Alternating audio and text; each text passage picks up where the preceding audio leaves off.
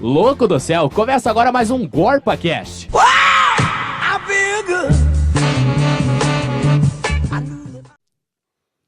Fala galera que agora se liga aí no GorpaCast. Hoje estamos aqui com a editoria de esportes. Eu sou Igor Dores. Eu sou o Douglas Moretti. Eu sou Carlitos, não é Carlos nem Carlinhos, tá? Vamos lá, Carlitos.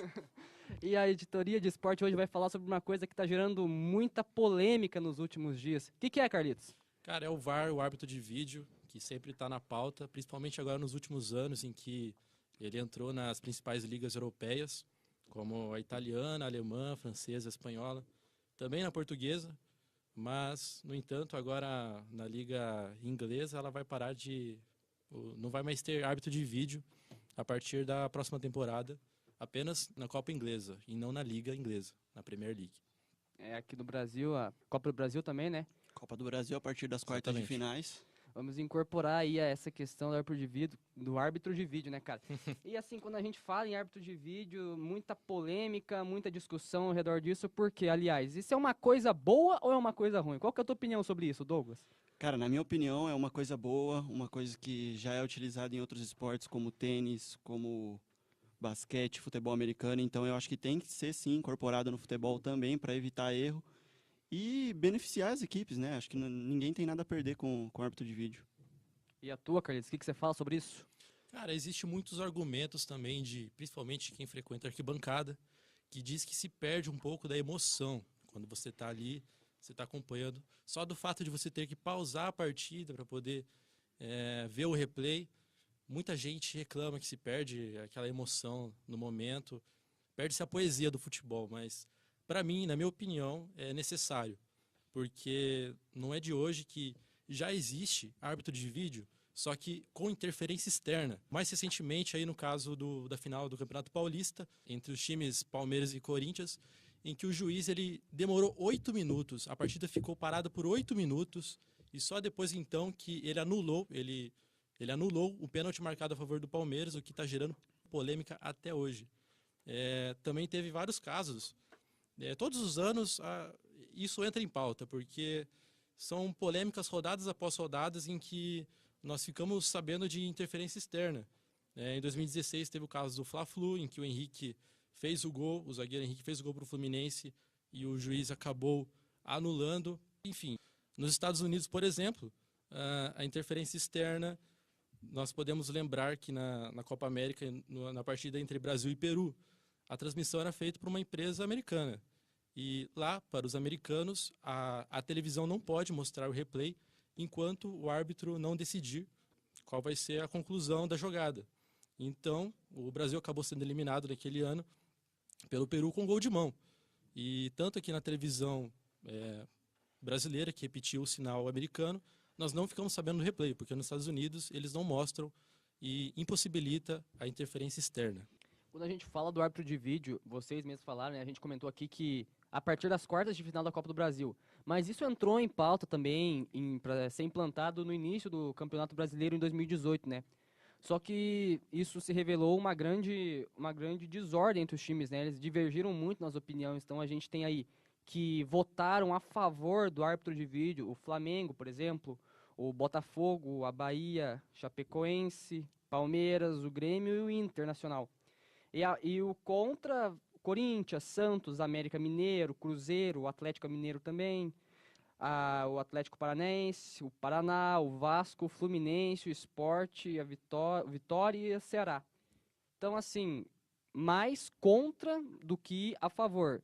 Então, isso revela aí essa grande divergência entre ideias. Na minha opinião, eu dando a minha opinião agora, eu acho que o árbitro de vídeo, que nem o Douglas falou, vem a acrescentar, porque a gente vê muito no futebol essa questão da injustiça, de não saber se foi pênalti, se não saber se estava impedido. Então eu acho que o árbitro de vídeo vem para incorporar o futebol, vem para deixar algo assim, não vou dizer mais justo, mas algo mais correto. E que nem o Carlitos falou, é importante destacar também a questão, né, perde-se a emoção no jogo. É chato o cara paralisar a partida por 8 minutos. Mas como o Carlos falou, perde a emoção do jogo no árbitro de vídeo, mas na final do Campeonato Paulista, sem o árbitro de vídeo, o jogo ficou parado por 8 minutos até que ele tomasse uma decisão. Então eu acho que que isso não vai mudar muita coisa dentro do futebol, não. Eu acho que vem para somar mesmo. Já foi citado aí, então, alguns campeonatos que vão ter o árbitro de vídeo, alguns que não vão ter. No caso do Brasil não vai ter só nas quartas de final da Copa do Brasil, né? Pois é, Igor, igual você estava falando, vários clubes optaram por não investir, porque aqui a proposta no Brasil é que os clubes pagam pelo serviço. Em Portugal, por exemplo, o custo por jogo seria de R$ 5.000. Aqui no Brasil sairia por 50 mil. A gente vê que fica 10 vezes mais caro do que em Portugal. Então, é justificável, na minha opinião, que os clubes não aceitam, por enquanto, o árbitro de vídeo. A gente vê que a CBF dificulta a implantação do árbitro de vídeo no Brasil. Na minha opinião, acho que os clubes teriam condição de pagar, essa é a minha opinião. Mas a CBF também poderia bancar, eu acho que eles têm recurso para isso. Mas uma coisa que me chama a atenção também é que dos 3 clubes mais ajudados pela arbitragem no Campeonato Brasileiro de 2017, 2 deles votaram contra. O Corinthians e o Cruzeiro foram beneficiados 5 vezes por erro de arbitragem e votaram contra a existência do árbitro de vídeo no Brasileirão de 2018. Isso me chama a atenção. De repente, não é só a questão financeira que pesa para os clubes. E aí tem várias coisas que, quando a gente fala em árbitro de vídeo, surgem. Em que situação que o árbitro de vídeo pode ser usado? Vocês sabem em que situação que ele pode ser usado? Fala, Igor. Ele pode ser usado em 4 situações distintas, que é para verificação de irregularidades em lance de gol, né? Identidade errada de jogador punido, erro claro na expulsão ou não expulsão de um jogador, de um atleta, e erro claro na marcação ou não de um pênalti. Então essas aí são as 4 formas que pode ser usado o árbitro de vídeo.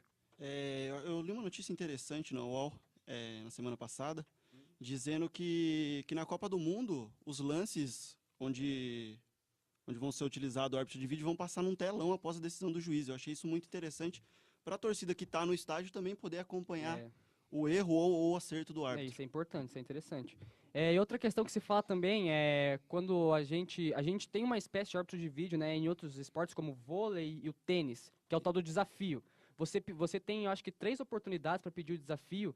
Se você tem dúvida se no esporte em si, no vôlei, no caso, se a bola pegou fora da quadra, se realmente foi ponto. Então, essas oportunidades da equipe pedir o desafio.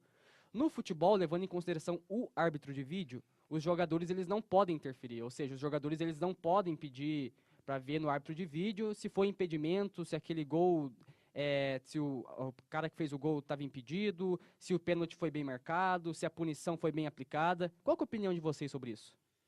É uma situação complicada, porque, de repente, se o árbitro está agindo de má fé ali, vamos dizer assim, ele não vai querer voltar atrás e rever o lance. Então, mas eu acho que já é um caminho. Você colocar o árbitro de vídeo já é um caminho. Para futuramente a gente poder implantar esse sistema de desafio também no futebol, quem sabe. Bom, eu ainda fico um pouco com a opinião de que a gente tem que pensar muito calmamente sobre a questão de árbitro de vídeo no futebol. Quem frequenta a arquibancada já está acostumado a não ter que ficar pausando o jogo de futebol. O futebol é um dos jogos que a bola mais fica rodando no campo. Eu acho que tem que ser bem pensado também, porque, como o Igor deu exemplo, o vôlei e o tênis, eles são esportes onde não tem contato físico, né? O futebol já é um pouco diferente e também envolvem mais pessoas, são 11 de cada lado, não 1 ou 2. Então eu acho que tem que ser realmente muito bem pensado essa situação do árbitro de vídeo. A gente falou ali o Douglas acabou comentando dos times que ano passado eles foram os mais beneficiados por erros de arbitragem, assim. E a gente tem alguns dados que é interessante falar. O Corinthians e o Cruzeiro, eles foram beneficiados 5 vezes pelos árbitros. É um número, cara, se você pegar 5 jogos, são 15 pontos que estão em jogo, né? São 15 pontos que podem interferir completamente na tabela. E com certeza interferiu. E a gente levando em consideração aqui que no ano passado o campeão foi o Corinthians e o vice-campeão foi o Palmeiras, o Corinthians foi ajudado 5 vezes. E o Palmeiras foi o mais prejudicado por erro de arbitragem. Foram 6 erros contra o Palmeiras. Então poderia aí, quem sabe, causar uma diferença até no campeão do campeonato. Com certeza. O Grêmio, 4 vezes beneficiado. Palmeiras, Vitória, a Chape, né, a Chapecoense e o Fluminense foram 3 vezes beneficiados. O Santos, o Atlético Mineiro, o Coritiba, Botafogo, Sport e Vasco 2 vezes beneficiados.